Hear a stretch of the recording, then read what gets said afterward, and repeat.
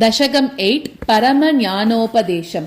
आताह कृष्ण शृणु चिन्तयालम् गृहाश्रमस्तेन च बन्धकृत् स्यात्। बन्धस्य मुक्तेश्च मनो हि हेतुः मनोजयार्थम् भज विश्वदात्रीम्।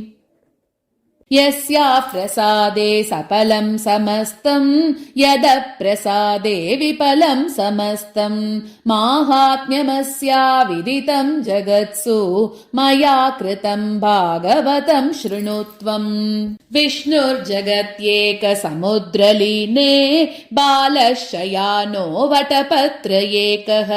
स्वबालता हेतु विचारमग्नः शुश्रावकामपि अशरीरिवाचम्।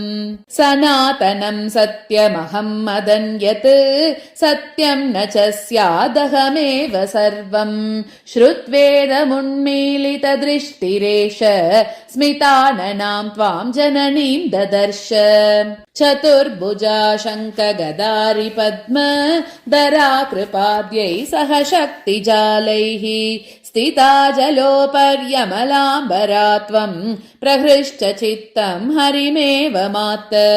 किं विस्मयेनाच्युत विस्मृताहम् त्वया पराशक्ति महाप्रभावात्। सा निर्गुणा वाङ्मनसोरगम्याः मां सात्विकीं शक्तिमवेहि लक्ष्मीम्। श्रुतस्त्वया यस्त्वशरीरि शब्दो हिताय ते देवतया स उक्तः।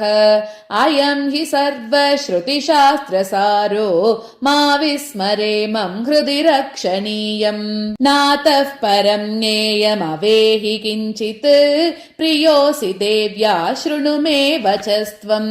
त्वन्नाभिपद्माद्रिहिणो भवेत् सः कर्ता जगत्पालय तत्समस्तम्। ब्रूमद्यतः पद्मभवस्य कोपात् रुद्रो भविष्यन् सकलम् हरेश्च।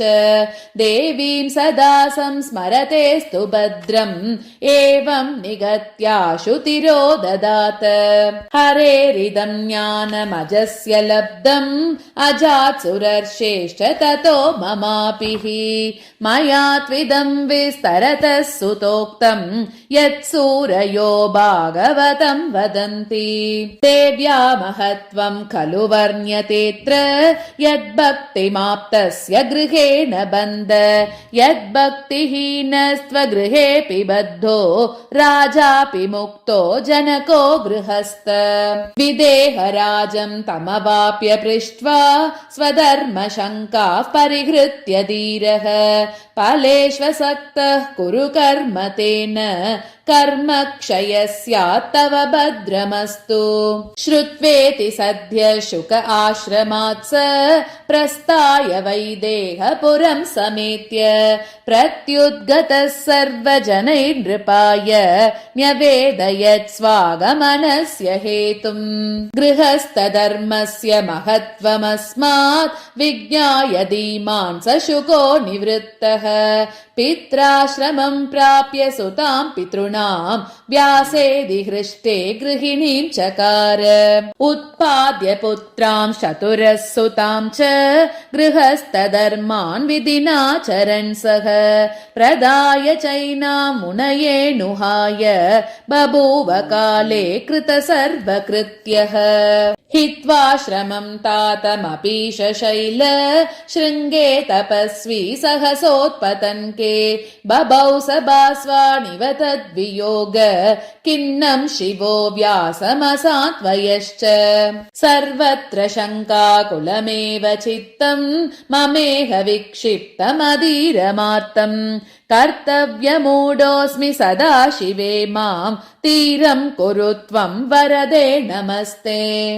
सर्वमङ्गलमाङ्गल्ये शिवे सर्वार्धसाधके शरण्ये त्र्यम्बके गौरी नारायणि नमोऽस्तु ते। ॐ श्रीमात्रे नमः।